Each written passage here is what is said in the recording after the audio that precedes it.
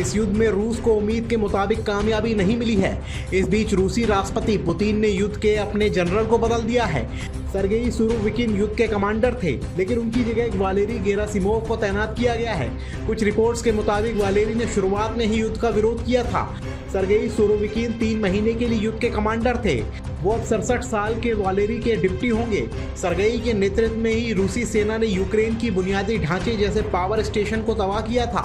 1990 के दशक में यूक्रेन के उप रक्षा मंत्री जनरल स्टाफ के प्रमुख रहे अनातोली लोपाटा ने कहा, गेरासिमोव ने युद्ध की योजना नहीं बनाई थी, वो युद्ध के खिलाफ थे।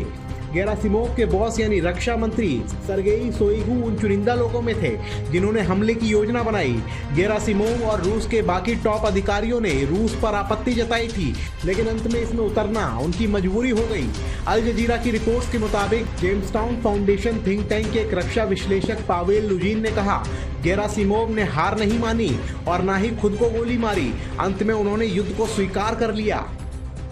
सैन्य बदलाव ऐसे समय में हुए हैं जब रूसी सेना को कई महीनों से युद्ध में झटके ही लग रहे हैं, लेकिन इस बीच ठंड आने से उनका फायदा हुआ है। दरअसल कीचड़ वाली जमीन पर टैंक नहीं चल पाते, लेकिन ठंड में वह जम जाते हैं, जिससे बख्तरबंद वाहनों और टैंक की आवाजाही संभव हो जाती है। जर्मनी के ब्रेमेन विश्वविद्यालय के इतिहासकार निकोलाई मित्रोखीन के मुताबिक सैन्य फेरबदलाव इस बात के संकेत हैं कि रूस यूक्रेन पर एक नया आक्रमण करने में विफल है।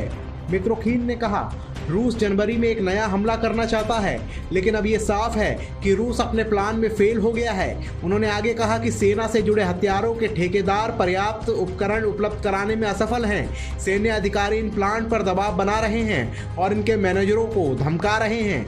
उन्होंने आगे कहा कि सर्गेई सुरोविकिन का एक तरह से डिमोशन हुआ है, क्योंकि वो नए रूसी सैनिकों को तैनात करने में असफल रहे हैं। आपका क्या कुछ कहना है इस मामले को लेकर के हमें कमेंट बॉक्स में ज़रूर लिखें। साथ ही देश और दुनिया की तमाम खबरों में बने रहने के लिए देखते रहिए जनहित टाइम्स।